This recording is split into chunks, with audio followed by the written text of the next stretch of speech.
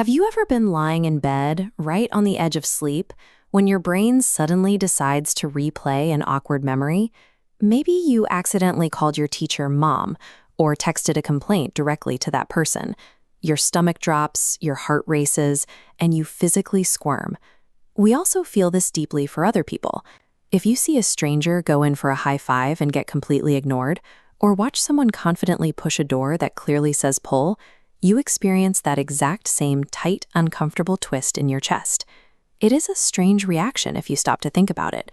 Why does a purely social mistake, where no one gets physically hurt, cause us actual physical discomfort? This reaction isn't a sign that you're failing at being a social human.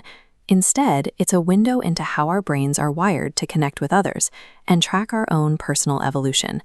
To understand what is happening, we have to look at how humans interact. Our brains are constantly, quietly monitoring the people around us, predicting what they will do next. This split-screen diagram illustrates a biological mechanism called mirror neurons.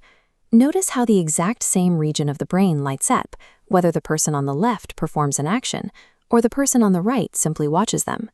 Because of these neurons, witnessing a social rule being broken triggers an involuntary simulation in your own mind. Your nervous system reacts as if you were the one standing in the center of the room. Scientists refer to this neural pathway as the pain matrix. When neuroscientists scan the brains of people experiencing social rejection, the same areas light up as if they had physically stubbed their toe. To your brain, social pain and physical pain are processed through the same hardware.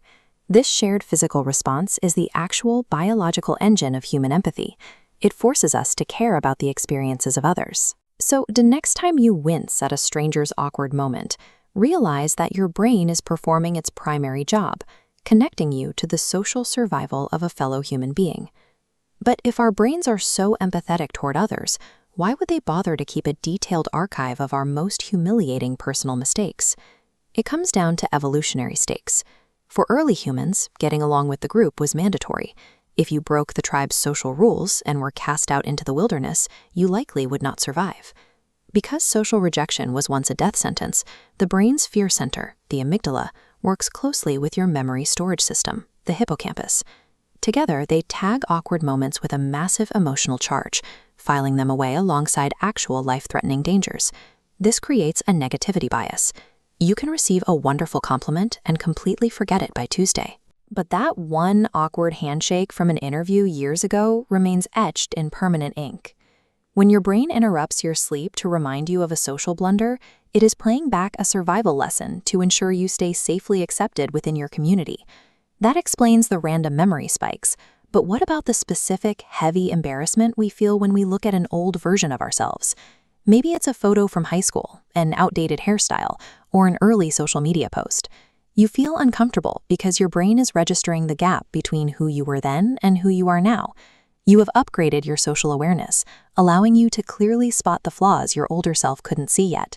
And while you might panic thinking about those old mistakes, psychology offers the spotlight effect. This is the reality that almost no one remembers your past awkward phases because everyone else is preoccupied with their own. Feeling embarrassed by who you were 6 months ago means your standards have moved forward. If that version of you didn't feel a little outdated, it would be a clear sign that you'd stopped learning. To become truly great at anything, you have to be willing to endure an initial phase of deep, public awkwardness. There is no shortcut around the mess. Consider gymnast Simone Biles. She is a world champion who performs maneuvers so difficult that several are named after her.